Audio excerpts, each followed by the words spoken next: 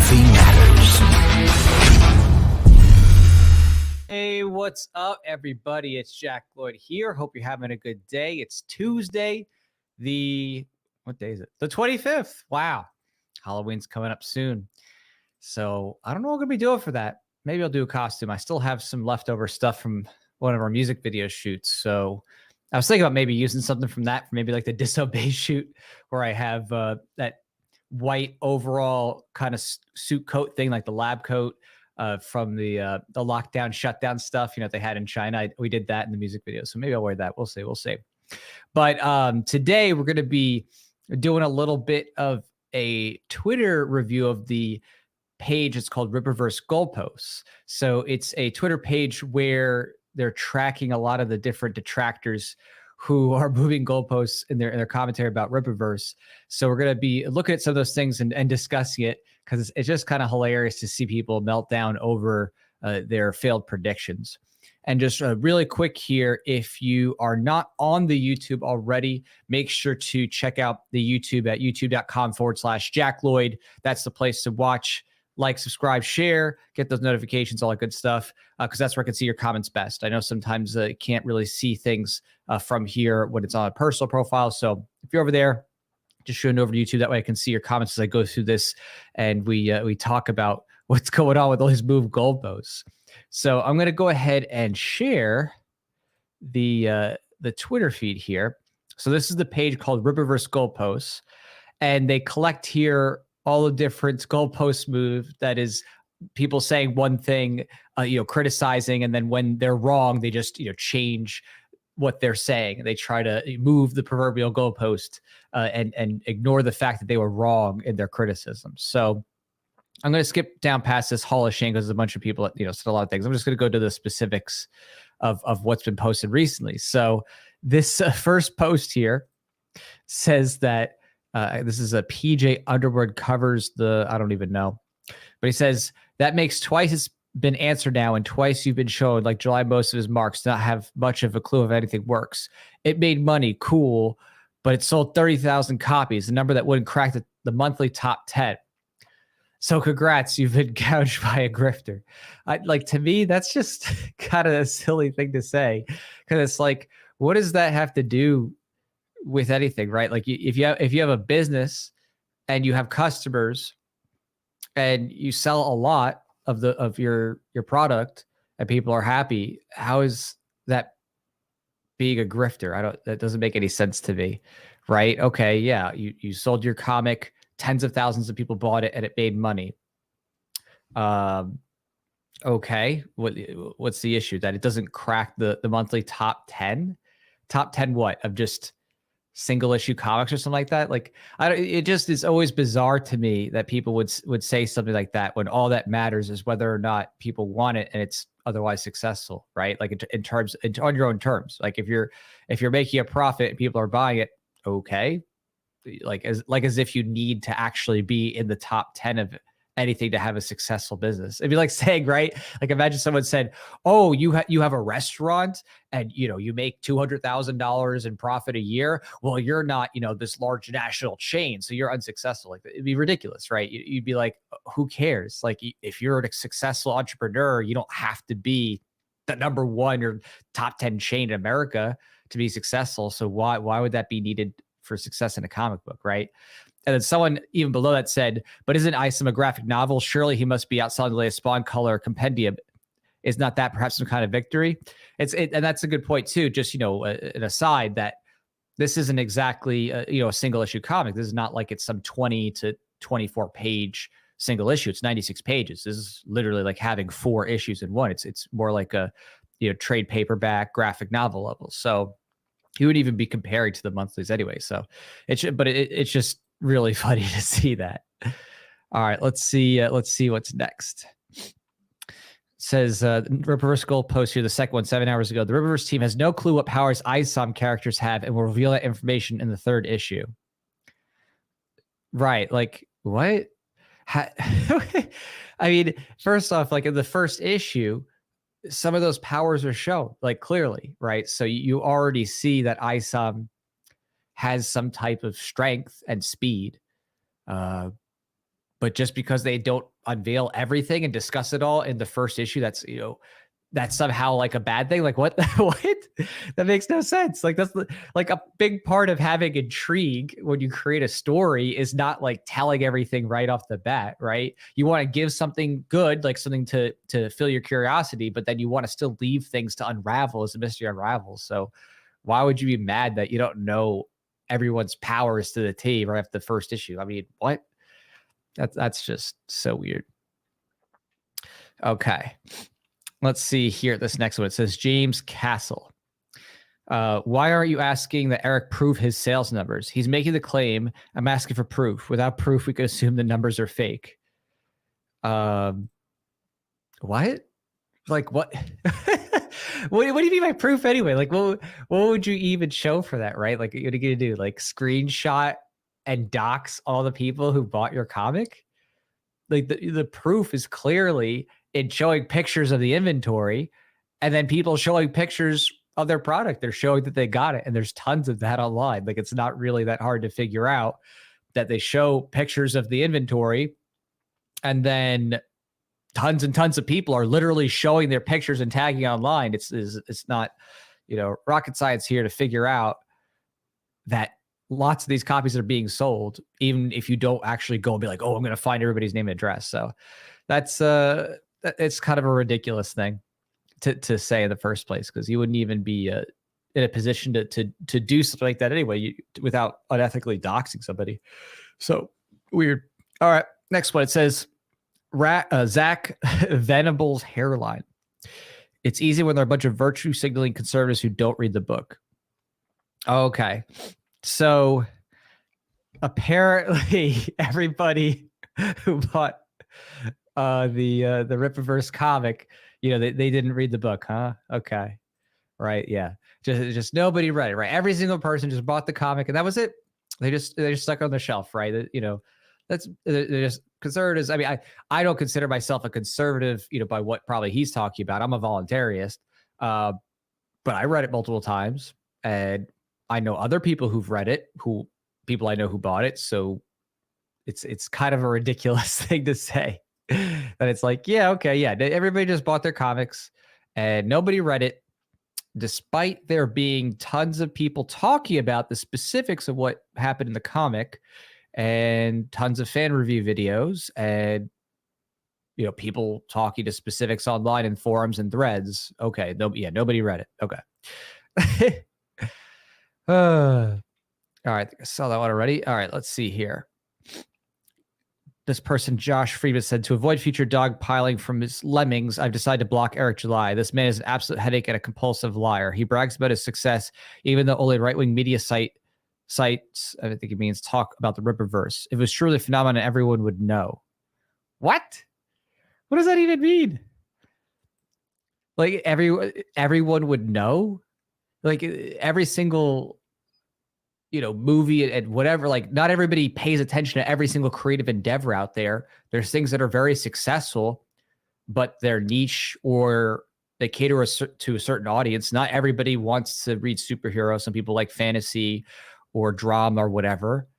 It's like you could have a very famous like Lifetime movie that a bunch of women watch and it's successful, but it doesn't mean a bunch of dudes know about it. Like it's just so weird. You know what I mean? These people come up with the most nonsensical things. He brags about his success. Yeah, of course. You're telling others that things went well with the campaign. You're showing to people, hey, people are interested in this. It's doing well. By the way, everybody, everything is successful. I can afford to keep going on and producing more issues. Yeah, that's kind of an important business thing to talk about your success and to let others know that good things are coming next because everything went well. These people. All right. Let's see. Goalpost says, most improved goalpost mover, Michael Malone strikes again. Most improved. Okay. So he says here, plus the lack of power sets being shown or explained to the point it's difficult to tell what powers characters have because Eric wanted y'all to spend extra character cards just to explain their mediocre abilities. What? What are you talking about? First off, I have the cards and they don't explain all the abilities. Actually, they actually only talk about it in generalities. And I think it's pretty clear why, because you don't want everything just spoiled at the beginning. The whole point of having a really good intrigue for characters' powers is to not be like, here, let me spell out every single thing, and here's the stats, and here's the comparatives and the levels. Like, you bring up stats and levels, when when you've already done a lot in development of the characters, right? That's something that like you do later on, unless the story is chiefly about that. Like, there's of course certain types of stories or shows, whatever, where power level stacking is like a focus of it. Like, you think like Pokemon or something like that, where it's like, certain power levels of characters, and it's like it's built into the system. But that doesn't make for every single show or concept. Not every show or concept, with a comic or anime or whatever, is about specifically measuring and comparing power levels. And then you typically are discovering it in the story. Like, that's the mystery unveiling that keeps exciting, that you like kind of learn along the way. What's the character's limits? Why? Like, what happens? How do they find it out? So it's just it's written like a child. Like, I don't even know, man. Like, what kind of adult would be like, yeah, if you don't put the power levels of everybody day one, it's not a good story, whatever. Absolutely nuts. Okay. So this says from 3 months ago that this person, I guess it's another screenshot from this person. It says, Josh Friedman, I think this is July 9th. So he legitimately thinks he can outcompete Marvel and DC, which is ridiculous. I guarantee this thing doesn't even reach 1 million sales. What? First off, why would anybody, even care about necessarily outcompeting Marvel and DC in like year one? These are titles and brands that like have so many, 50 to, probably about 80. I forgot exactly what DC came out originally, to be precise, but we're talking decades and decades of writing and money making and branding and notoriety. You're not going to outcompete Marvel and DC in like day one when they have billions of dollars in their product and projects, but you could most certainly start paving and carving out that path. You could most certainly start chopping away at their market share when people are tired of their stuff. They said, 1 million sales, which that's hilarious too. 1 million sales. Like, did he not check how many copies they made in the first place? I mean, you can't have 1 million sales if you only did a limited print run in the first place of 27,000, I think, of the cover A. Why would you have 1 million sales if you only printed a certain number that's not 1 million? So ridiculous. Let's see. So it says, I'm going to just read to his last line because the last line is the actual claim. He says, I guarantee Rippaverse doesn't get a second issue for a long time. Well, I think he's going to be eating that one, obviously. And then he said he's not going to put it on store shelves because he doesn't want to share the money with other people, even though that would help expose more people to it. What? I bought a copy from a store. I was one of the people who actually picked up the isom cover B from one of the stores that sold isom, because they actually did distribute to a few stores who asked for it. So that didn't pan out. So Josh here definitely has eaten his words a few times already. And then he said, not enough people know who Eric is for this to be a big success on just his website. The average comic goer will probably just think this is a knockoff Megalo box or something. Eric doesn't care about winning a war. He just wants money from angry young men. Well, that didn't pan out. Yeah, I'm pretty sure that you can have big success from just your own website. Like, there's no requirement that you have to have your particular product sold in any number of stores or anything. If you just sell off your website and you're profitable and people like it, okay, who cares? It's successful. And he clearly did a lot better than what most people, I think, were imagining, who were critical of him. So having 40,000+ sales is definitely nothing to be shy about, right? I mean, that's I would say most indie comic creators would probably cry and break down if they had 40,000 plus sales of their first issue, right? You go and you scroll through Kickstarter or Indiegogo, a lot of indie projects might be lucky to get a few hundred supporters, right?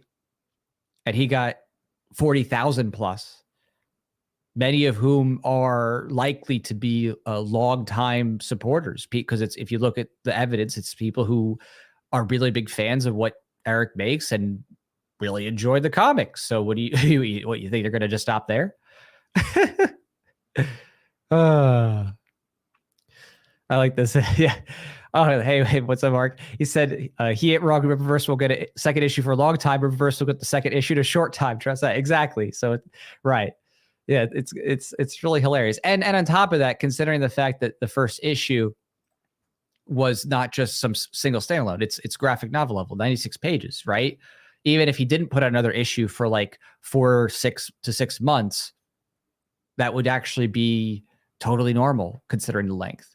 But it looks like, from what I hear, it's already coming through a bit faster than expected because they have the resources to move forward already on the next issue. I don't think that's going to be a problem. So, all right, let's see here. So, I don't know. This almost looks like a joke. No way. Eric July Cheese's fans once again purportedly non-woke comic features bisexual lighting. What? I don't even know how is that even a thing? I didn't realize that bisexual lighting was like a thing. Is that something that I'm not aware of? These days I don't even know anymore. Like I can't keep up with it. I can't keep up with like how many different ways, different things express whatever. There's so many freaking colors they've added to the spectrum. You can't even, keep up with what's supposed to be what. But just looking at it here, I see bluish hues and reddish hues, kind of like an interior of a nightclub that he's in. Doesn't look anything weird to me. I don't know what he's seeing. Kind of strange. All right, let's look at the next one. This person says Dragon Age 2 FTW, aka 4 to Win, at Anime Milwaukee. I've seen almost no praise for the book itself. Just a lot of wow, look at how nice the packaging is. Almost all discussions about the story and characters have been negative. Well, that's kind of a strange one because it's like, actually, I think there's something to be said about people talking about the packaging. There is something to be said about that because it's true. A lot of people in the indie comic space don't package their comics well.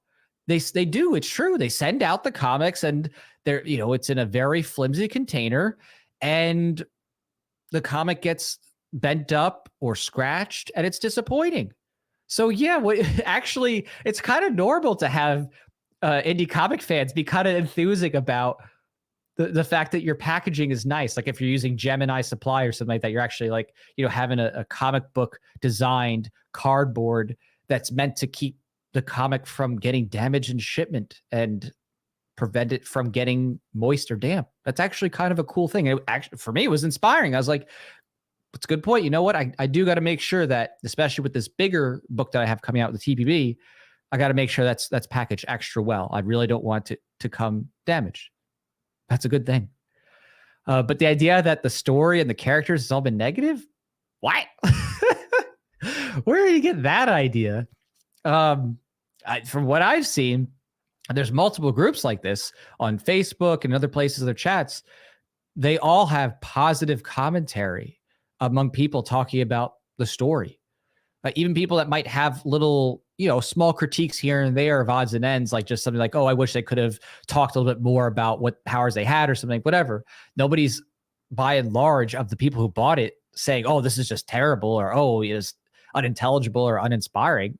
No, like pretty much everybody's like, no, okay, cool. There's great scene setting. You got the story down. You got the characters down. We got a little taste of the action of like what they're capable of. And now you want to know what happens next. You have a conflict there. They set up a conflict. So I don't know where he gets that. So right here says, He asked Eric a while back when he came, is a bisexual lighting? You know what to say? Yeah, I don't know what to say either. I've never heard or seen a bisexual lighting in my life. I don't even know what that even would mean. What is there something that bisexuals turn on? Like oh, we got to turn on my lamp. It's like, I don't know, some dual color thing. I don't know. Never heard of it. All right. So let's see. Ranwolf here. It says, by the right's poor definition, Eric D. July's book is woke because it features black men in prominent roles.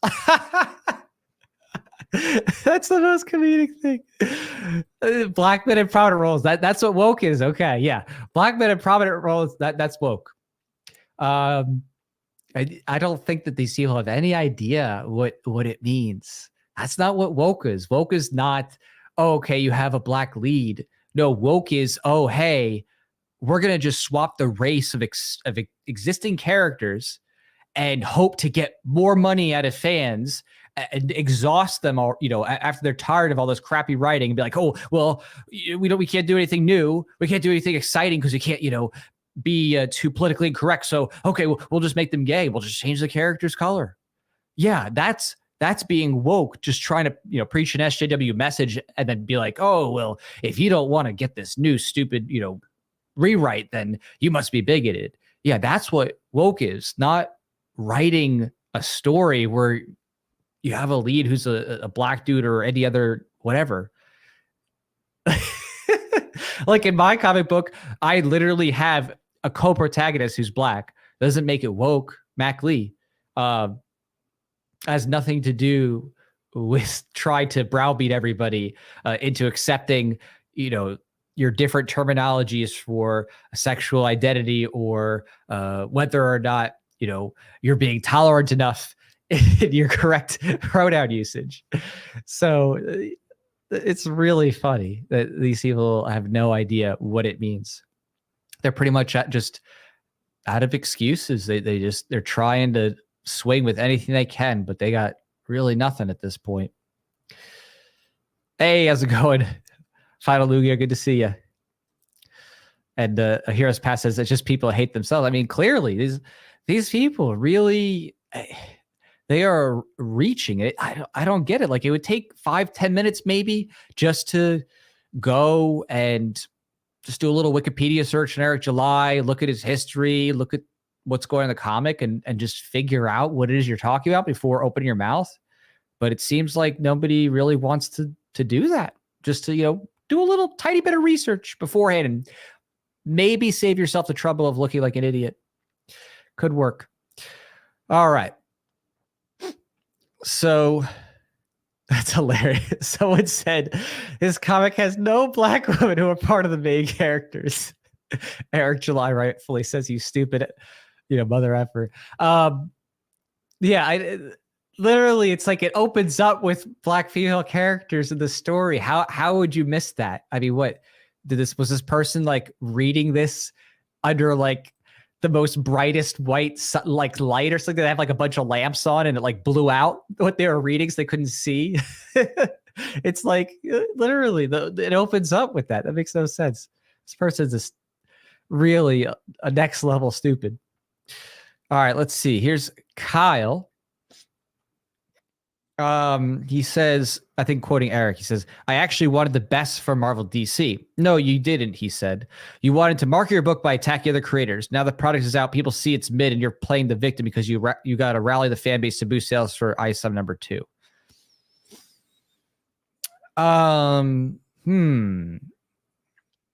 Attacking other creators. That's interesting. So is attacking other creators really what's happening when you're specifically just talking about what's being done to these long existing properties that have been around for decades? And now the modern creative art team is just swapping out everybody based on their sexuality and race? How is that attacking other creators? If anything, it's attacking the actual substantive plot within the stories. It's actually criticizing what's being written, not just attacking other creators. And saying, I wanted the best Marvel DC, I mean, that's what feedback is, right?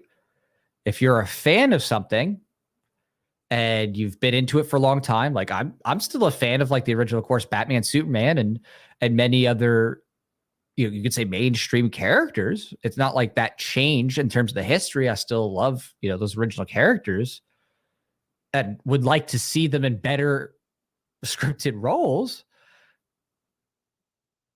But that doesn't mean I would stop criticizing for terrible writing and terrible swaps. So it's quite entertaining. Hey, what's up, Muhammad? Good to see you. And the strike rate says you can't reason with the Alphabet Mafia. Don't you try? Yeah, I did. It really is incredible the leaps and bounds these people will go to criticize, and it's just not substantive. There's nothing here that's a cohesive, coherent argument that's accurate about anything. It's all just totally made up and unfactual, like things you could just go take 5 minutes and look up and be like, oh, okay, whoops, I made a mistake. That's all it would take. All right, let's see here. It says Rippaverse shills Colin. I don't know what the rest says, but it says this is just how it is, especially with the YouTube game. Wannabe creators want something in return for their nice reviews and support of bigger creators. Free merch, a job, followers, shoutouts, likes, clout. What? Why? That doesn't make any sense, right? Like, if you are posting that you got your stuff and you like it, sure, you might get reshares or it might like it or whatever. But if you didn't actually like the content at all, then why would you want that, right? It's like that would be counterintuitive to building your own fan base and the attention you get, because you'd be getting attention from something you don't like, right? It's like why would you want people following you or interacting with you if you don't actually like what it is they're about? You wouldn't want to build a fan base of people you don't really appreciate what you do or what you like. So it just seems kind of weird. But clearly, this person also just missed out on the fact that the same people saying, oh, well, where are the people who got their stuff, are doing that. They're literally saying, hey, here's what I got. I got in my order. I got in my stuff. I'm reviewing it. I'm checking it out. So what, you gonna have your cake and eat it too here? It's like, on one hand, you're like, oh, is it gonna fulfill stuff? Oh, but they just want something in return for their nice reviews. And it's like, what? Like, these people are all over the place. Clearly, people are trying to show, hey, we got our stuff. These things that you're saying about Rippaverse and Eric are lies. Can't disprove that unless you actually have the goods to show. But then, you show your goods and now they're like, oh, well, you just want some likes. Okay.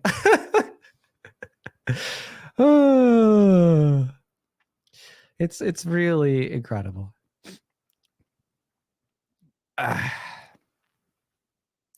So let's see here. It says, gee, I wonder why the reviews for isom avoided pointing out the obvious faults. That's an assumption, right? Obvious faults. You're saying that there must be obvious faults to point out, but what does that have to? What? That's just like a loaded question or a loaded statement. It's literally someone putting in their conclusion about what they think, even though that's not been proven. You're just making it seem like it's true when it's not. So, wow. Oh, here's a good one. This person says, you won't get the same support that the Rippaverse got. Comics 8 need their token black guy, so they fully backed Rippa. He's missing the Y. Wow, that would make so much sense if it wasn't for the fact that Eric July is not by any means the first Comicsgate artist to be successful.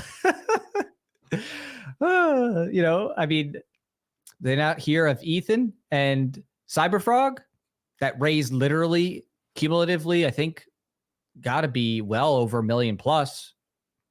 but on multiple campaigns, including doing action figures and other stuff, or Common America, or Gabe's series. So what?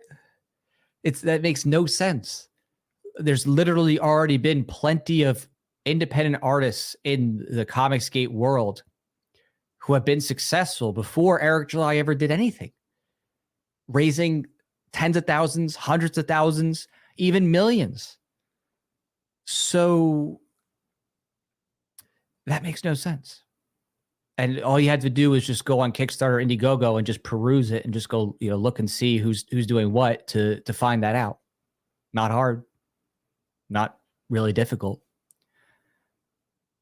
Eric just has more support than usual because he has a huge fan base, and he's been doing stuff for a long time in this space. When you're making lots of videos about what's wrong in comic books, and you already have some history of success with music and with production and on being multiple shows, yeah, of course, it's a lot easier to start and launch a product when you already have a good fan base.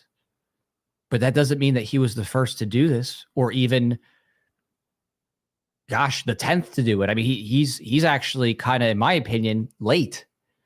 Eric July is late to the Comicsgate, game of putting out a comic book in spite of all the stuff going on, in DC and Marvel. People have been doing this already for years successfully. So the idea that, it's only because, you're just a black guy, that's it. It's like, nope, that's not true. That's so demonstrably false. It's kind of ridiculous. And anybody can go fact check it for themselves. Just go take a look on Indiegogo, Kickstarter. Eric July is not the first to have created a comic book series in rejection of the mainstream nonsense, the woke nonsense. He's just one of the most successful simply because he's been doing the content for a long time. He has spent the time building up an audience and proving himself with his creative works. It's not like this is the first time he's ever done anything successfully creative. He has a work product history to go off of. So yes, it's like, you know what I mean? It's like, someone's already successful in one arena and they have the resources and the fandom to go and be successful again. Yeah, success breeds success. That's kind of a cool thing about success, is that if you're wise with your money and you're good with your planning, you can have your success breed success. And here he literally nailed it. So absolute nonsense take. Hey, what's up, ANCAP Gamer? And Aaron just said, what I missed, I've just been going through the Rippaverse Goalposts. So if you're just coming in here, I see quite a few people just coming on in. We're going through the Rippaverse Goalposts Twitter, just showing all the ridiculous takes that people have in making criticisms. It's really kind of comedic. All right, so let's look at this one. This is Typhon. It says, I decided to do a bit more checking with the name isom for the hell of it at the site for the largest distributor, mainstream and independent comics, currently in Nada. If it was ever in a comic shop, it should have at least been listed here. What? That makes no sense. First off, Eric July already said that his main thing was to do it from his own site because that's in his control, right? You don't have to ask for permission. That's the whole point. The whole freaking point of being parallel is to be like, hey, I want to have as few bottlenecks as possible. I want to not ask permission. I want to literally not have any roadblocks, right? So if you're asking for permission from Diamond or Wizards or whatever, that's a roadblock to you getting your stuff done. Well, you could just directly deal with the customer. So that makes no sense. And then the companies that he did do, there are ones that were aligned. They were ones that are like, yeah, I want to be a part of this. So you just, boom, directly send it to the comic book shops. Comic book shop owners don't have to ask permission for anybody, just like any other shop. You just list your product. You're like, oh, I want this thing. I'm going to inventory it. Okay, great. We'll buy some. The end. So just so weird. And I was literally one of the people who actually went into a store and I took a picture with it, to prove it that the isom was in stores. Like, went there myself, took the picture. And there are stores that fulfilled. It was great. And I also got the online stuff. So I have both the direct site, shipped directly, and I have the storefront. So I can personally attest to it. This site does not mean the end all be all for where you can get comics or how they're distributed by any means whatsoever. So, okay. Okay. Yeah, Mark here says, should be eating some popcorn, reading what these clowns say out there, but it's good stuff to enjoy popcorn too. I agree. I probably would get 3 sizes too big eating all the popcorn just to cope with all of this nonsense here. It's really incredible. Okay, let's see this next one. Here's a challenge to CG, aka Comicsgate. Make a comic book, crowdfund it, charge a reasonable price for it, deliver on time, and do it without doing stuff like this. Do that and I'll leave you alone. Okay, so I mean, that's not even like a weird thing. That's pretty normal. I don't understand. I mean, lots of people made their own comics. You just go on Kickstarter and Indiegogo. Okay. And then they say, and then brags about it like he made millions off a generic superhero comic. Here's the goalpost move. Oh no, he made millions from outrage farming and threw a mech comic at the pay piggies for agreeing with him. It's outrage farming. A critique would involve understanding the media being critiqued. Understanding the media in this case is to understand things from one's perspective, which he doesn't, nor will he ever grasp. Your argument is invalid. Okay. Oh, what?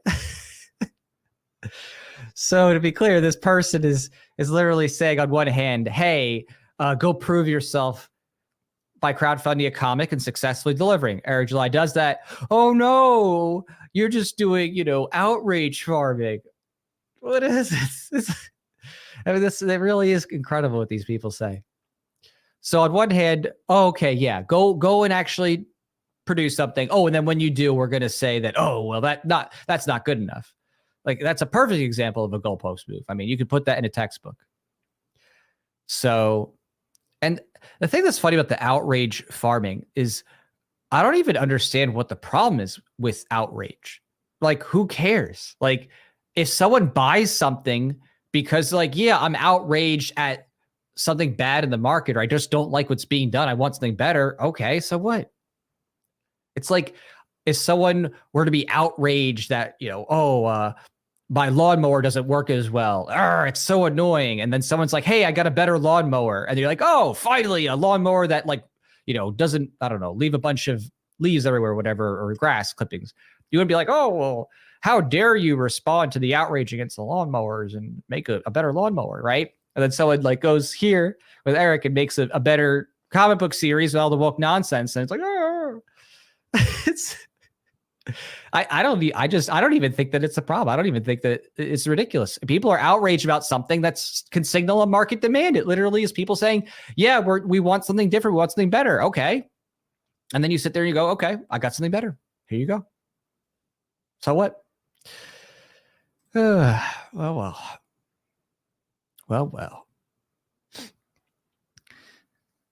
Hey, what's up, Blaze? Good to see you. All right. What is next here? Oh, I always love these ones. This is a trope that I personally have dealt with many times. So, I don't even know what you would say. Oh, nothing again. That's my guess what their name is. I don't know. It says, you got some explain to do. Why is isom wearing the same suit as Jessica Jones? You're not just a thief but a hypocrite when it comes to tokenization. You say it's a bad thing until you do. Shame on you. So they showed Jessica Jones, or at least her body. And it's kind of incredible because it feels like it's like, whenever I see someone do this kind of thing, I always think that it's like a toddler, because all they're showing is like, oh, okay, hey, look, you got a little bit of orange and black. Oh, okay, wow, you can identify colors and you could see similarities. Wow, welcome out of preschool. There's no, I mean, literally, okay, they both have suits and they have a little bit of orange, a little bit of black, despite the fact that she has a totally different suit design. Isom doesn't have gloves. His boots are different. He doesn't have the same belt. The shapes on the chest are different. Yeah, but somehow, because you use orange and black, you're exactly the same thing magically. It's like it's so ridiculous. I mean, when you look at anything with like anime, right? Like all the characters, especially the faces, start to look the same too. So it's like, okay, great. The style can have some similarities, but when you actually look at the detail, they're totally different. It's not anything that's like, oh, okay, it's the exact same thing and you just modified one thing. No, it's like completely different designs entirely between Jessica Jones and isom, with specific design details that are meant to tie to the characters. We're not talking even just like, oh, it's just a stripe. It's like she's not wearing a cross. That obviously has some significance. She doesn't have the kind of eye shape that's on isom's chest. So it's like, okay, congrats. You can see colors. Wow. Does that mean that those suits are the same design? Not in the slightest. Outside of colors, which there's only so many colors in the color spectrum. There's only so much you could do color-wise. Sorry, it's like there's a limit there. You're gonna have crossover among different characters and colors because there's only so many colors you can do. So, oh. And then they're like, "Oh, you support copyright infringement?" I mean, I'm pretty sure he doesn't believe in IP as an ANCAP, but it's so ridiculous, like how pathetic the comparison is. Okay, let's look at this next one. It says, "Look, if he can make 3.7 million on isom 2 without using clickbait at all, then I'll be impressed. But he won't. So you could drop the puffed out chest tough guy act to White Knight for Eric. He's not going to sleep with you anyways." I mean, I don't think that's the point of a comic book series. I don't think the point is to sleep with Eric. So, yeah, that's a good goalpost move though, right there, right? Oh, okay, you're so successful. Well, you're not going to be as successful next time. Dang, okay, you're so successful. I gotta push it onto the next time, so to say, oh yeah, well next time won't be as successful because you got nothing on this one. And here's the thing: who cares? Even if isom 2 made like a tenth of what it made on the first one, all I would care about is it profitable, and do people want it? Are they buying it? Right? Like, let's just say the next one he only raises 300,000. Probably not going to be the case, but let's just say, so what? If people are buying, it's because people are just buying the standalone issue in mass. Who cares? If you're profitable, who cares? So it's just one of those things where it's they can't handle the fact that isom 1 was so successful.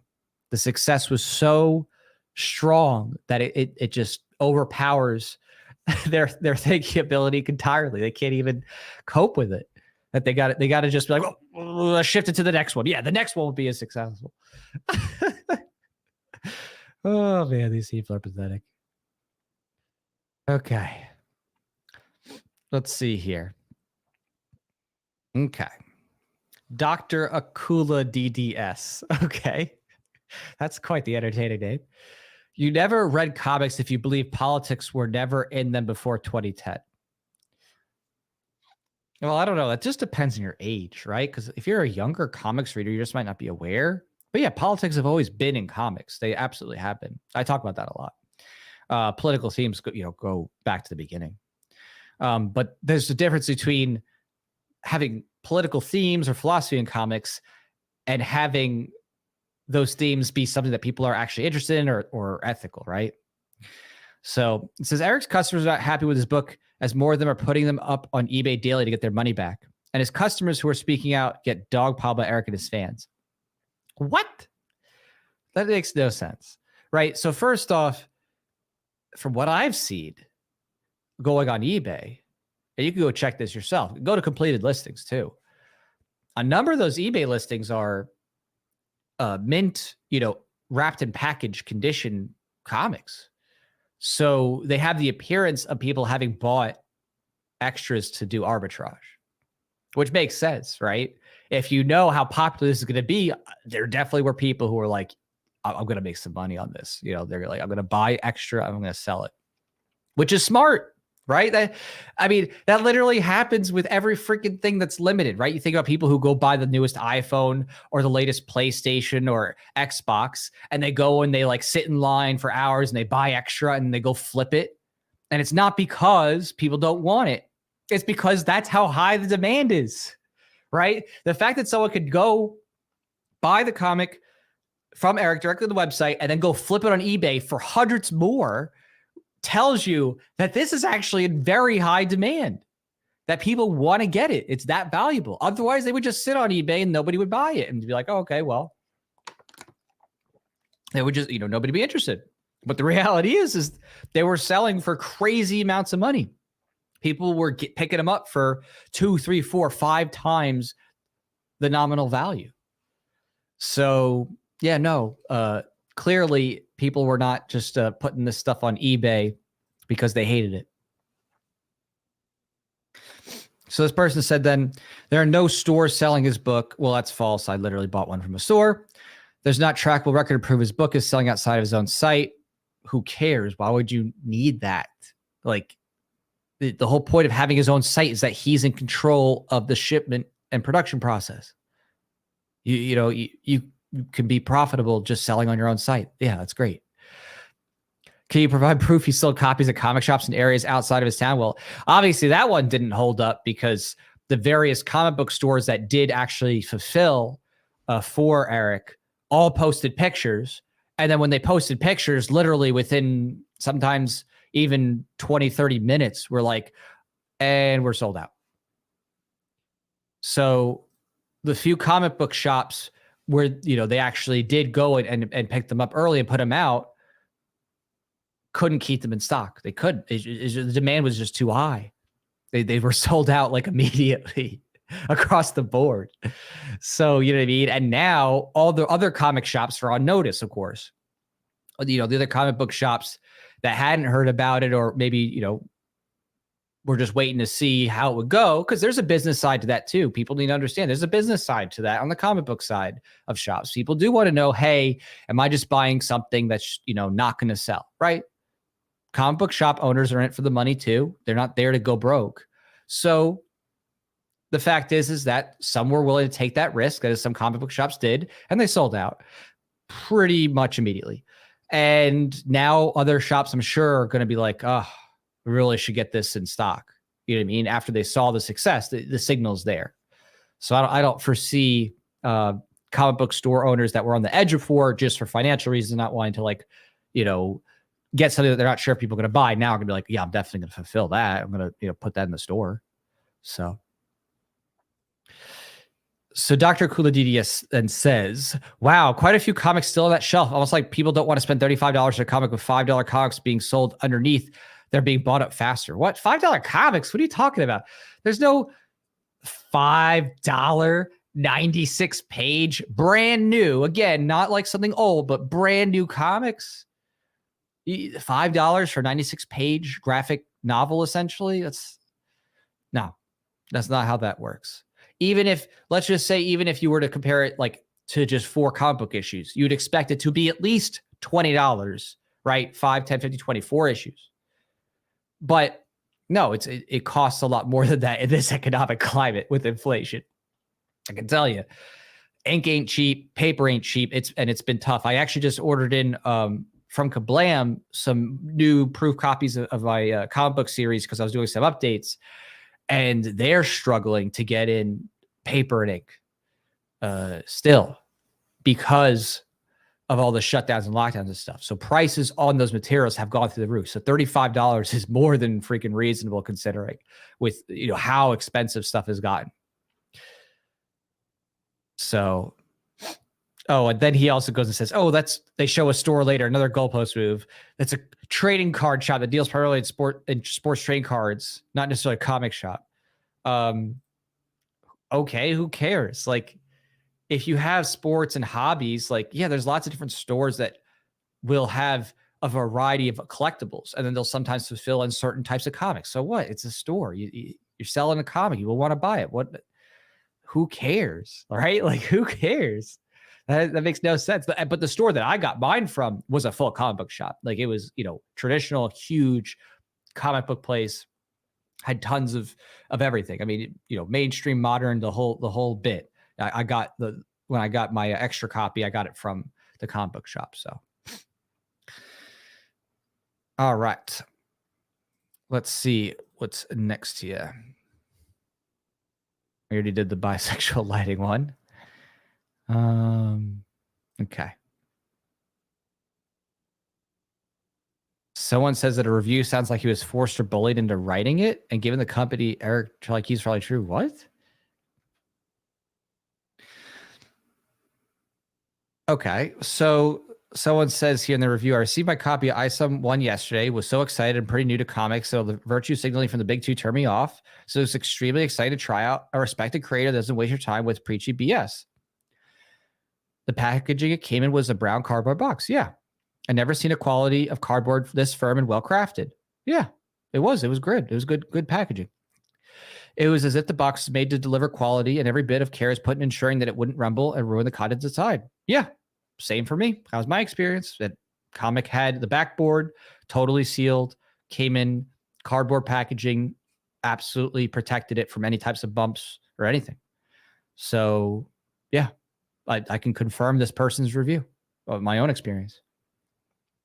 The cover artwork and art fit together flawlessly, and the interior, I swear, felt like it was lined with thin layer of resin sheet, and the whole shebang is secured with a strong cardboard strip to keep everything together and intact. Yep, same experience. The paper itself, it came in as phenomenal. It has a surprising light weight to it, yet the quality is as high as you'd expect from Rippaverse. The print quality on the page is as sharp as anything I've seen. Absolutely. I honestly had nothing to complain about. Light and crisp, but super smooth. It just feels silky and nice. I would say it is a thin A4 size stock, but it feels much bigger than that. I'm going to guess this paper is thicker than many of the thin wove stocks. I was also happy to see that it was the standard CMYK format, which is nice because I like a standard as much as the next guy. The only downside was that the spine was a bit stiff to the touch. All in all, I love my copy of isom number 1. This is a quality comic. I would recommend isom to anyone who likes interesting and well-constructed comics, who wants a solid experience. It's not just a cheap production. Trust me, comic came in very good looking and very nice box of fantastic art. You get your money's worth in terms of price. Okay, well, I don't get it. What? That just looks like a normal review of someone who's like a real comic fan actually talking about the things that matter. You want to know, is this shipped well, right? Is it going to come in all banged up? I have had that. It's annoying. You order a comic and it comes in, your bottom's creased in because it's smashed down. That's not fun. That's not cool. So he talks about what matters in packaging. And then he talks about the comic itself in terms of it being high quality gloss, good colors. I mean, that's what you want, right? You're here is the first issue of anything you've ever seen from this comic book company. Every detail matters. This is literally a brand new to market, first time appearance of isom and Rippaverse. A good review talking about all the elements of the whole package really helps people understand that it's quality through and through. The production, the shipping, the story, like you'd want all those details for a thorough review. So the idea, bullied into giving a review. What? These people are just out of their minds. Absolutely nuts. All right, I'm going to take a look real quick here at the comments. So Robert Log says, first has some heavy lifting to introduce lots of characters while introducing this alternate universe after a break with the USA. I'm looking forward to this being explored. I'm ready for Yara number 1. Yeah, I agree there too. I pointed out before that there's clearly something going on with a type of civil war, right? Because of Texas and the military. It seems like there's probably some type of separation, aka secession, going on. So I like that. I like those little seeds. But it's cool. It gives you a little taste, but without divulging everything, and then losing like the interest in what's going to come up next. So agreed. Patrick Rice says, way back, like World War II, there's lots of pro-America propaganda, but nowadays there's lots of hatred, racism, anti-light-skinned people, anti-male, anti-American political crap being slung all over. Yeah, well, I mean, definitely there's pro-American propaganda through and through all comics. I mean, for everything from Captain America to Superman, you name it, it's in there. And the X-Men was done as a commentary on race relations. As Stanley said. So the idea that politics is not in comics or philosophy and controversial issues have never been, is obviously nonsense. Like I would say actually it's more common that political themes have been in comics to a large degree. But there's a big difference between saying, oh, okay, there is this thing, and then what type of messages are being put out there. And it's just in modern times, the messages have gotten way too SJW woke socialist, for a lot of people's tastes. So that's really what it boils down to. It boils down to the fact that the changes that are being made are just superficial and unenjoyable for the larger comic book fandom. That's just what it is. All right, let's see here. isom number 1 is a scam, this person's saying, huh? So let's see. It says they do for real. They love wasting their time and avoid obsessing over whining and being right, as Eric is doing something with his life. Oh, okay, so that must be the starting thing. So I think Dragon Age 2 for the win is the person responding with the goalpost moving. So scamming people isn't doing something with your life. Oh, here we go. Scamming people. I mean, this is one of those ones where it becomes like, I don't know how you can like go through your life at this point. And if you made all these claims before, right, in total ignorance, say, oh, it's just a scam, it's not going to happen.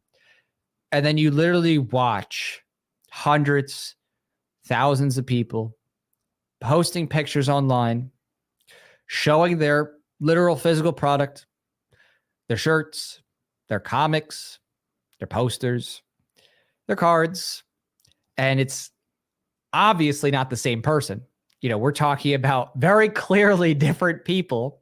You can see because they're showing their faces, they're showing their hands, and it's like, okay, it's clearly different people. How could you possibly not be like, okay, I goofed, right? You'd think someone with a little bit of self-reflection might be like, all right, I was wrong, sorry. But no. These people, they don't do that. They just double and triple down. So Dragon Age 2 for the win says, the fact that the book is full of artistic and grammatical errors for one. What is this artistic and grammatical errors? I could someone tell me? Because I'm not aware of, artistically, I'm not sure. I mean, I look for continuity. I didn't see any issues. If someone is aware of something, let me know. But I didn't see anything in particular that was artistically wrong. I don't even know how it'd be wrong unless you have, again, continuity, right? Where it's like someone has some detail and then all of a sudden they don't. I mean, that sometimes happens, sometimes it gets lost, but I didn't even see that. The only thing I ever saw was like maybe in one speech bubble, there was like an extra letter A for like, it was like AA or something like that. And yeah, that happens on occasion. Someone will accidentally, their eyes will gloss over it when they're doing a review on one of the letters or something like that. Or sometimes even you do a review in letters, and then you have different saved files and you accidentally submit the file that didn't get corrected. Like you accidentally, whatever, did the file that was in the pre-correction. But that's about it. I don't even know what this person's even talking about. Artistic and grammatical errors. Maybe one typo in one page out of 96 pages on a first run of everything. Okay, so what? They're just going to go and fix it for the future. Right? It's like, okay. Too funny. Marcus says, crybabies are trying to spoon feed us adults. That's interesting when you think about it. That's true. Yeah, right? I mean, these are a bunch of crybabies. These people who are both making this content, commenting about it. They have nothing interesting to offer. It really is a reflection of what it is that they do in their writing. The same level of thought that they put into their critiques is what you also happen to see in these SJW remakes, which is a lack of thinking skills and nothing more than superficial, abstraction generalities. Okay. So someone says, what is this writing? And someone else says, this may be a hunch, but I don't think Eric had an editor. I'm like, pretty sure he had an editor and people that reviewed it with him. And I don't even know, why would that even matter? I'd like that's another thing too, is it's like having an editor or just like extra eyes is just a good thing to do, because when you write your own thing, your eyes will fill in words. And I've had that many times where I will do my own edits like 10 times, and I'll have my wife be like, okay, let's sit and put this on the big screen. Let's look over the lettering together, and you read it out loud, word by word, reverse. And then she'll catch something that my eyes, like I'll have read it 10 times and my eyes will have filled it in, because your brain can actually do that. It can actually fill in the correct thing. So having an editor is a good thing, but having an editor is not a necessity in terms of outcome, right? If you do a good job and it's done well and you didn't have an editor, okay, well then that's just what it is. An editor is just an advisable thing. It's a very good thing to do, but that has nothing to do with the outcome. If the outcome's good, then who cares? So what does that have to do with anything? And then they're like, oh, I'm going to assume he didn't have an editor because everything I've seen about it screams, I'm my own editor and I'm great. Why?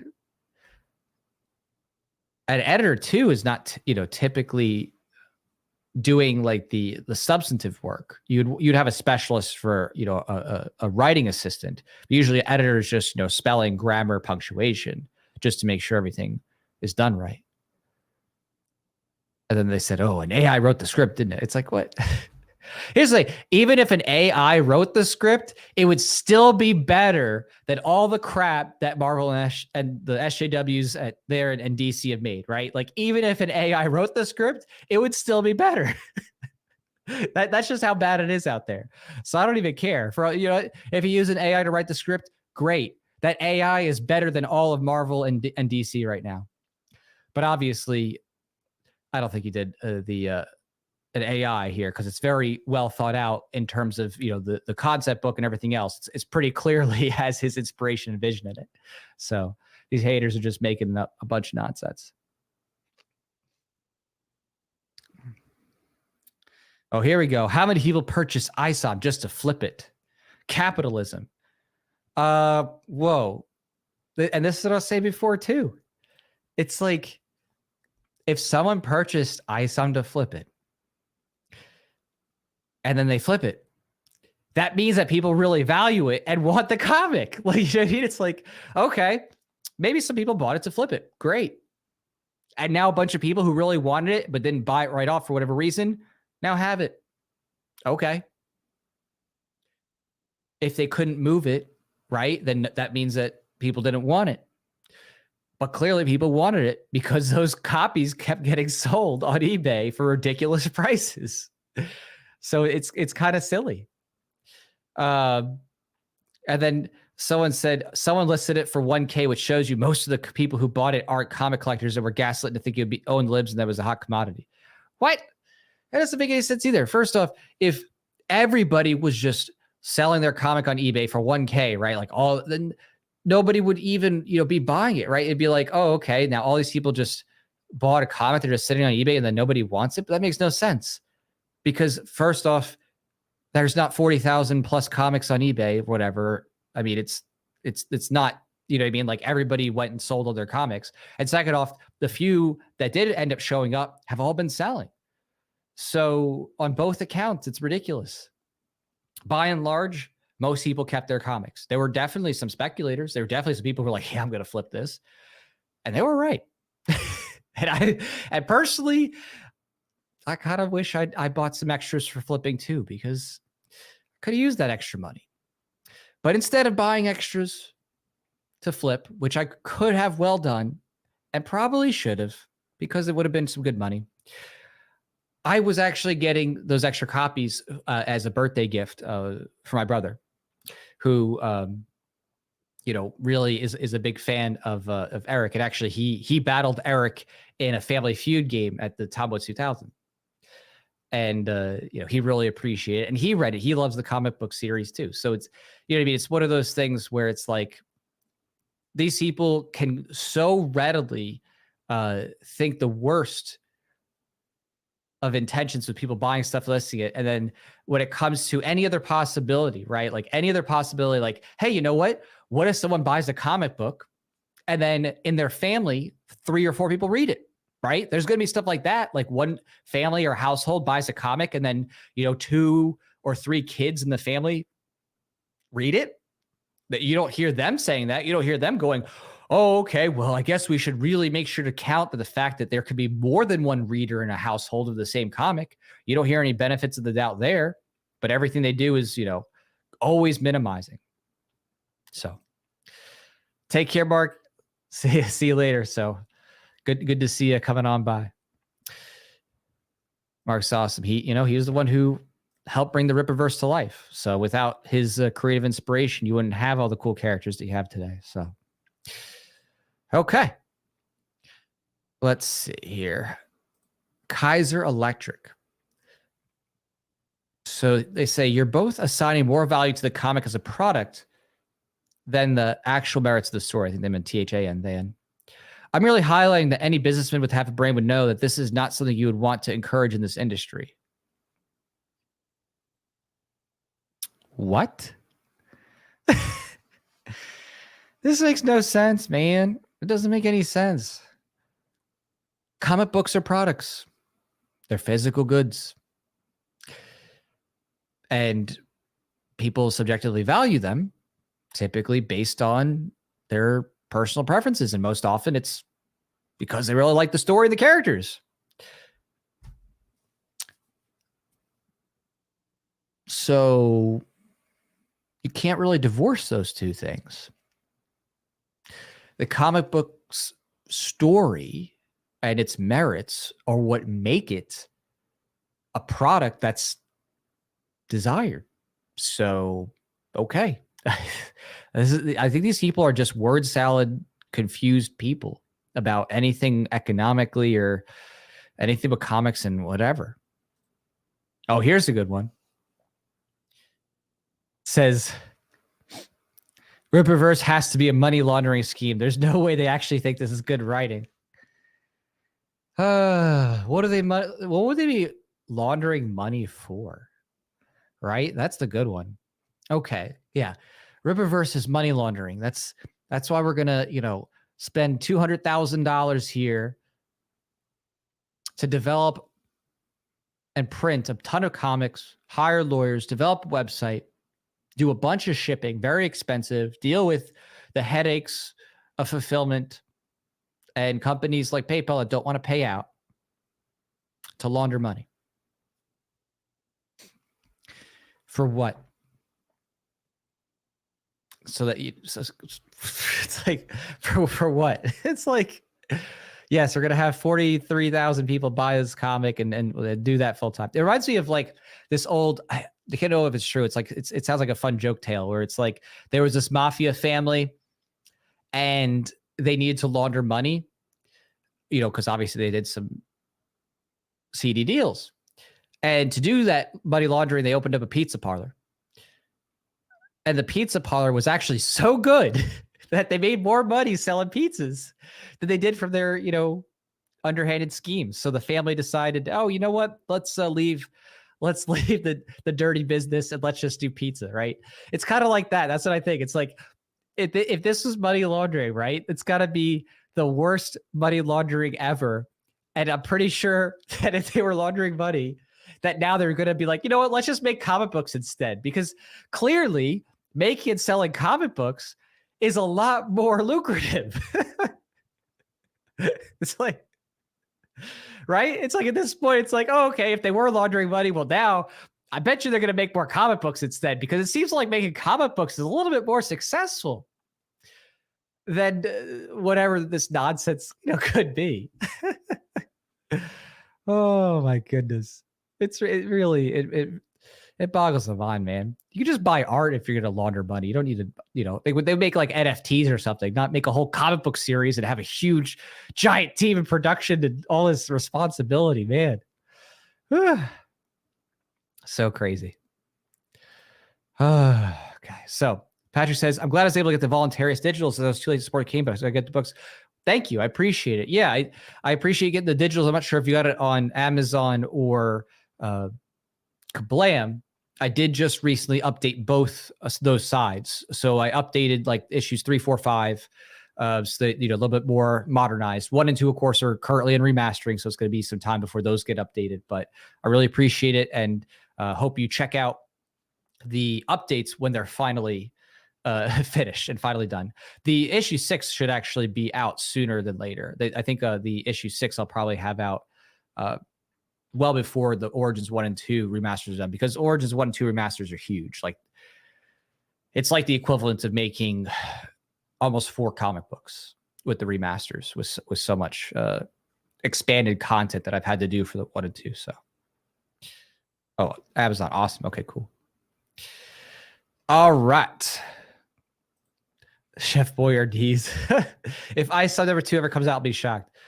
Well, I guess this person is going to be shocked because isom number 2 is undoubtedly coming out. Considering the fact that PayPal cleared all the money, and that's well behind them now, and they've already, gotten their production down and have already been working on the next issue. I guess they're about to be, static shocked. So, all right. Let's see this nonsense. It says, so now that Eric July's comic has debuted, we could critique it. Oh, okay. I mean, I guess you can, but so riddle me this. Why are they skidding backwards if in the prior page you were charging toward each other? They never hit. It doesn't read right to left. So how? What? Because there's lots of ways that you can skid backwards after confronting each other.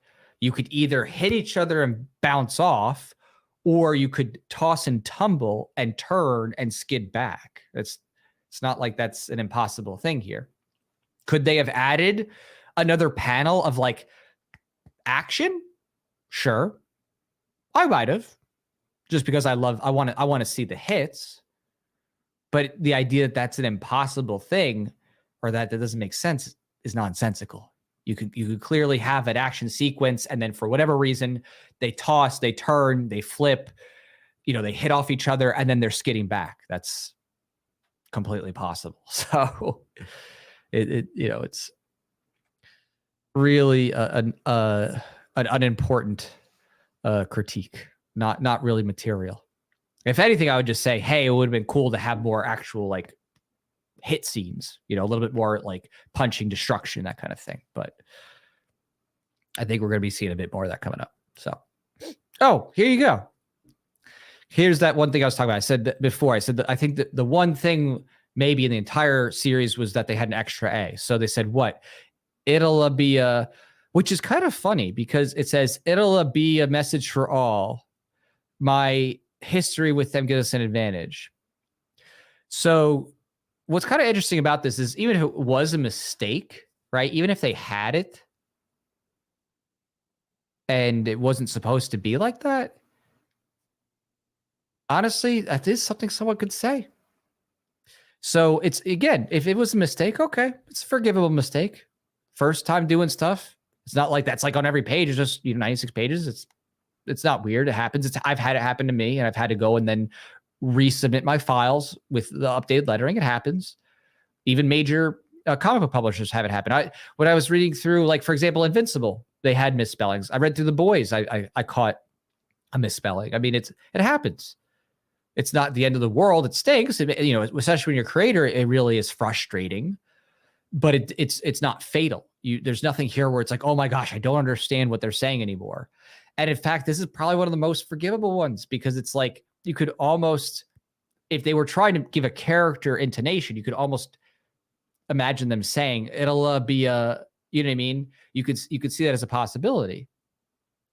I don't think they meant to, just in how it's written, but there's only one person who could say for sure what they meant, and that would be Eric, because he's the one who wrote it.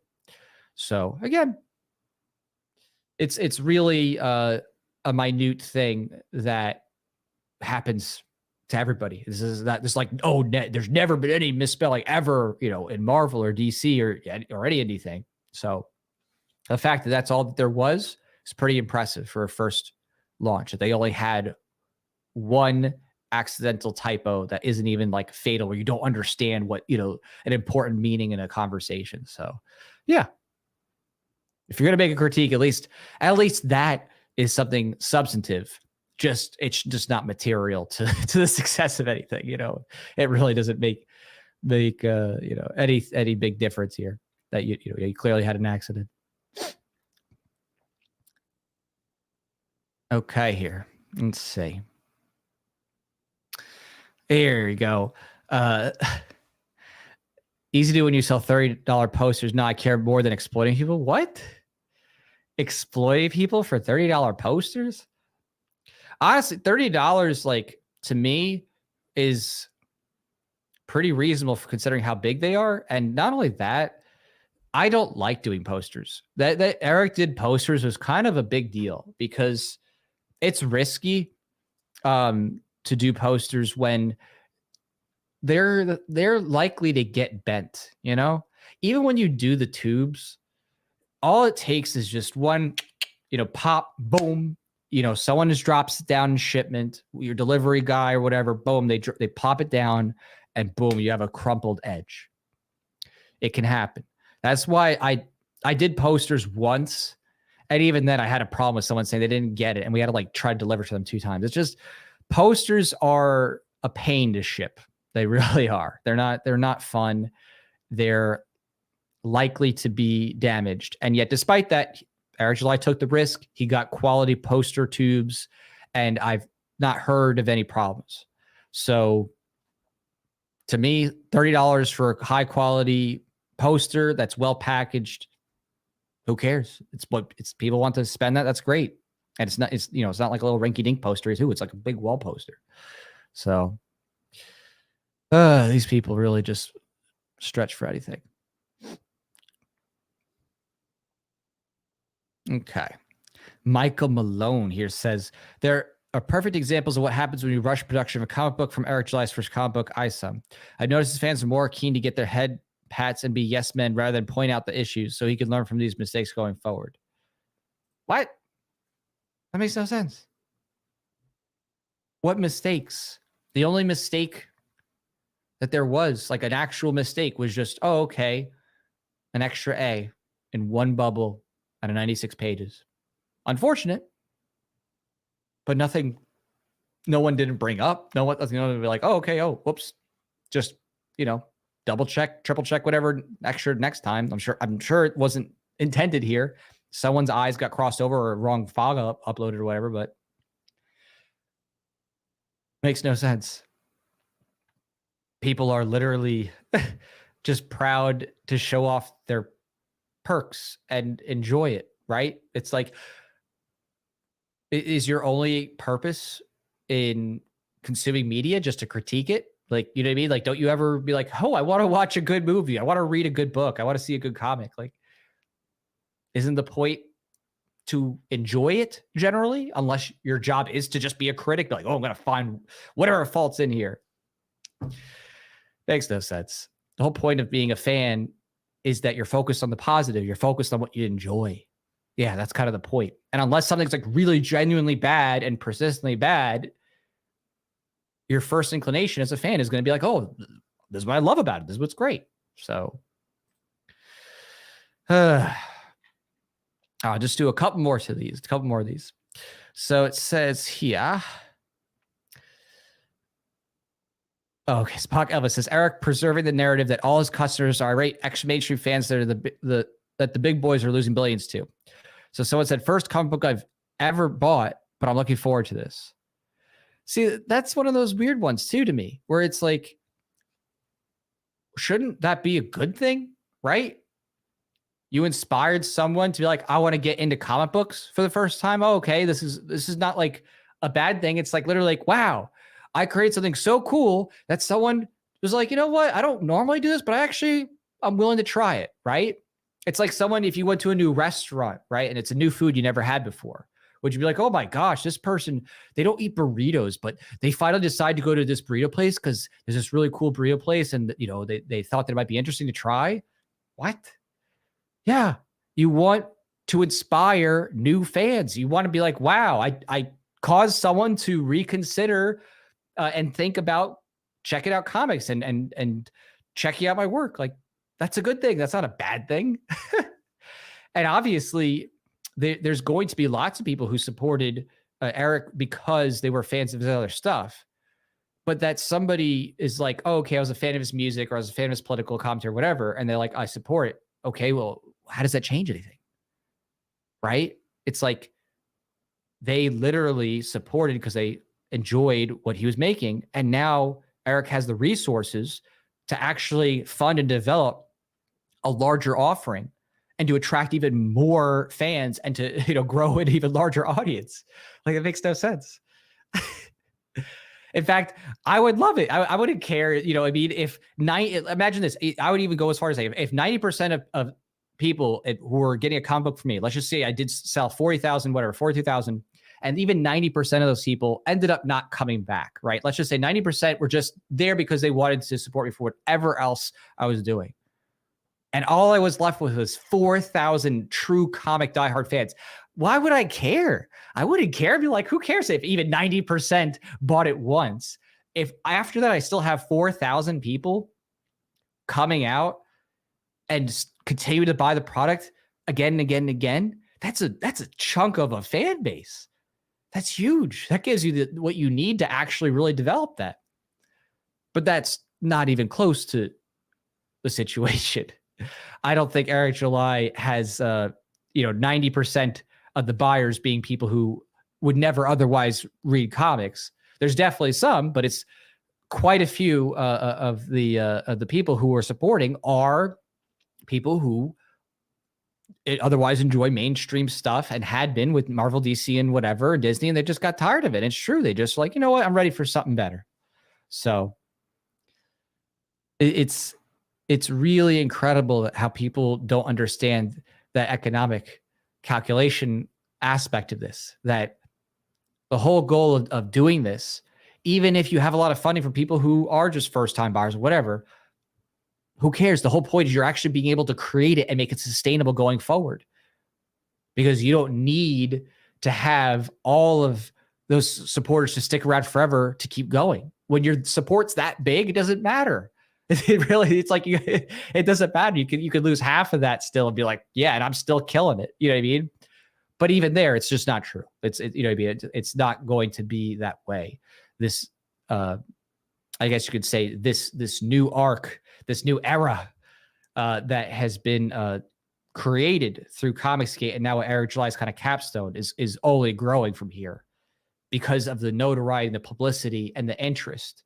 Right? When you have more funding, you have more people going in on these things, you're now making the sustainable offering, right? Because a big part of why people are not as comfortable sometimes going off the mainstream is because it's like, I don't know if I want to get into this, and then support, and then just dies off, but it's not dying off anymore. Now there's like that much support, that much fandom that you actually can make an alternative and have it continuing and actually be like, oh yeah, we keep on making content. We're making more comics, we're making more videos, whatever it is.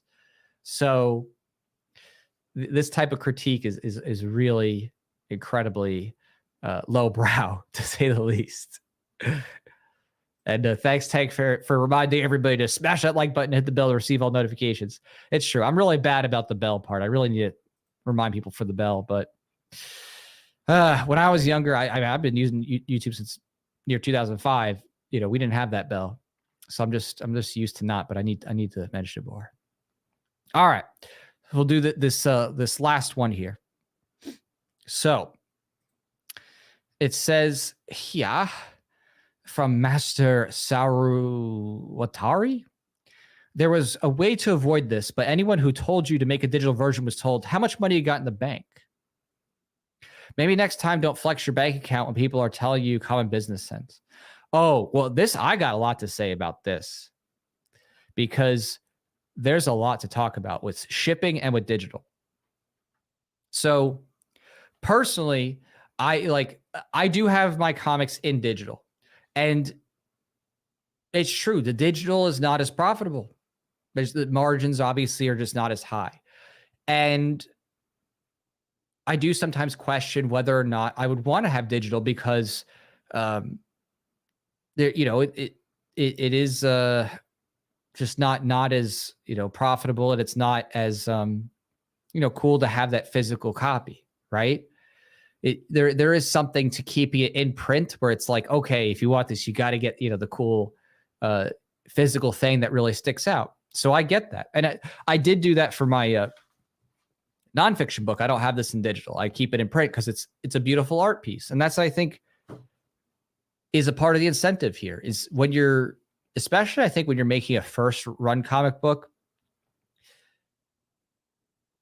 keeping it in print and really making it like a commitment thing, like, okay, you really want to buy into this. I think that can be a beneficial thing because you want it to be something that is, that people see it or are reminded of and think of because it's out there on the shelf or it's out in display, or or they get something physical, they take a picture of it. You know what I mean? It's good for publicity. It's a good thing to do, in my opinion, as in terms of business. Of course, if someone wants to, or they think they're able to do it in digital too, there's nothing wrong with that. It's up to you. You got to, choose your risks tolerances and choose what it is that you think is worth your time for. But even I'm starting to consider or reconsider whether in the next Voluntarius arc I do in Suit Saga, whether I'll have digital at all or whether I'll just keep it in print. Just because, again, the margin's not that great, and I really want people to have something that sticks out to them. And then there is, of course, the counter where it's like, okay, maybe some people in foreign countries can't get it as readily because it's in physical is hard to get over to them. But again, it's one of those calculations that there's nothing wrong with that. There is nothing wrong with saying, hey, I don't want to just do digital because I'm practically giving it away for free at that point. You know what I mean? Especially if you're on a big distributor and they might change your revenue, like Comixology or something like that, and then you're making pennies basically. Or Kindle, right? And it's just like, ugh, you're like making nothing. You don't want to be in that position where it's like, okay, cool, yeah, I'm selling this, but I'm not like making anything, especially if you don't have a lot of other merchandise to piggyback off of, which is, of course, what the mainstreams are able to do, right? The mainstream big ones are like, yeah, we can basically make close to nothing or nothing, maybe even on the regular comics that they make because they're killing it on merch and movies, right? They have their other revenue sources. But when you're an indie creator, you have to sit there and be like, I can't just practically give this away for free at a certain point because you need to recoup your expenses. You need to be able to reinvest and do other stuff. So, and then, of course, Eric July saying that, they were way down on the shipping revenue. Yeah, that makes sense. Shipping is expensive and shipping is not static, right? The shipping has changed with inflation. It has changed. So even if you budgeted, shipping could go up in between when he budgeted it and months later. And it has. I've watched it happen. So, he said already that he's going to be trying to get some of those bigger deals where you get discounts, working as a bigger company, you show that you're able to do a certain number of shipments, you're able to get some deals.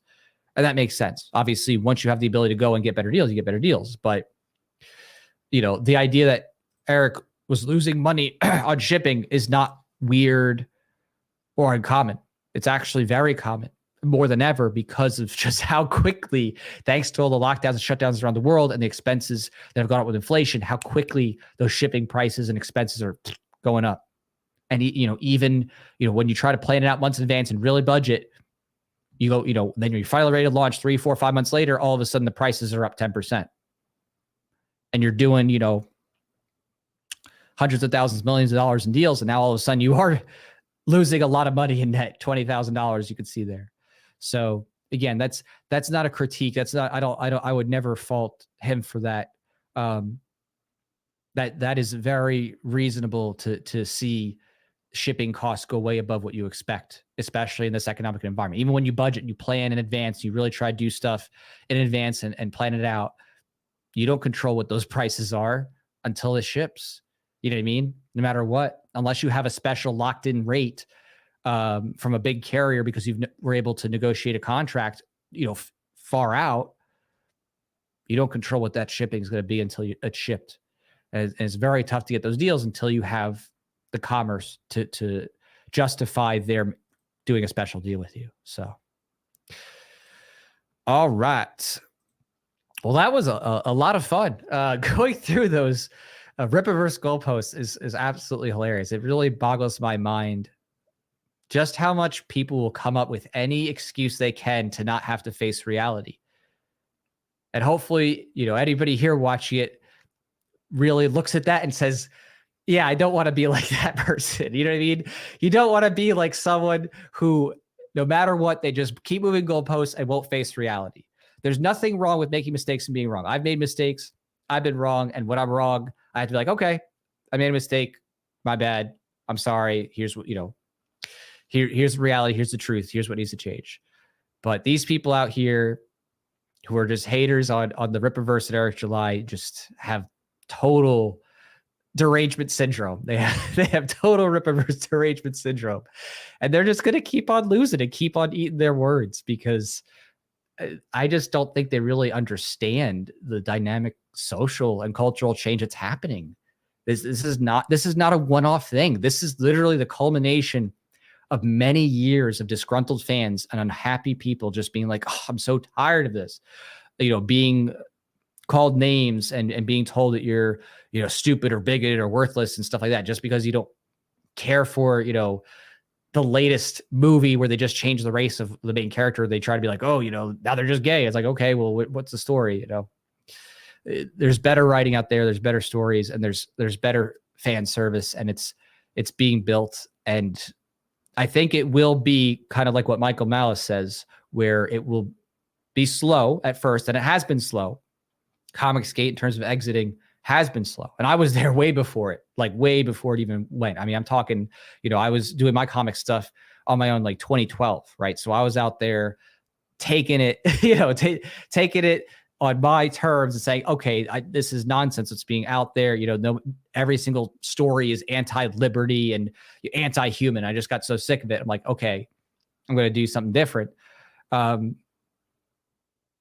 But it took many years and many people starting to get courage and to say, okay, enough's enough. I'm going to do something different. And now it's that house of cards is coming down. It's only getting bigger from here, exponentially so. It's going to be sudden. It's going to go like kind of like a major conflagration of a house, like that just suddenly lights up, because there's been too many of those alienations taking place across the board in the mainstream. And they're already starting to apologize. They're already starting their walk backs, right? Like DC and Superman, like bringing back the American way stuff. They're already walking back, and they're trying to pick up the pieces before it's too late, but it's too late. And by and large, most people are not really going to be spending their money on the latest DC Marvel stuff. Maybe they'll watch it, their friends have something like that later, but they're not getting excited. They're not getting enthused. They're not waiting in line. They're not dressing up. This is not 2013 here, with the heightened level of Comic-Con fandom. People are really kind of frustrated, and they're putting their money where their passions are, which is a good thing, a really good thing. So I'll take a quick look here at a couple last comments before we check on out. So Patrick says, Eric's book was the first I ever backed and the first comic book I've read in years, but since doing so, I've spent about $1,000 on comics. Wow. That's impressive. So Eric may be responsible for my new hobby and escape. Right, exactly. And that's what people don't get either in this situation, is they don't understand that, like, when you have a big successful person in this space, they're also inspiring people to exit out of everything else. You know what I mean? When someone is inspiring people to find, like, okay, you know what? I'm going to check this out. They're also going to think, hey, what else is out there besides this too? You know what I mean? You like Eric July Rippaverse, but they're also going to be like, oh, okay, what's this Comicsgate stuff going on? And what else is out there? They're going to start looking and be like, oh, okay, actually, there's a whole bunch of other things that are cool and ongoing that don't have all this, SJW woke socialist nonsense crap in it. So it's like, it's only going to grow. So, oh, and thanks, Tag. I appreciate the voluntary support. So, yeah, $5 for the series so far digitally. Yeah, definitely on Indie Planet they have 99-cent digitals and stuff like that. So I do keep it cheap, and I have just because I was trying to get people into it and roll it in. But once I close this arc up, and once we have the TPB out in 2023, it's going to be some next level stuff. So.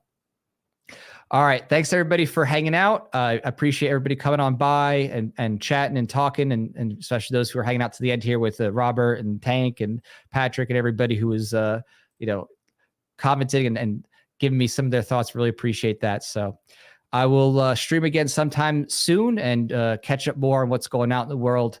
But until then, I hope you have an awesome rest of your day. See you later, everybody. Zero State with Jack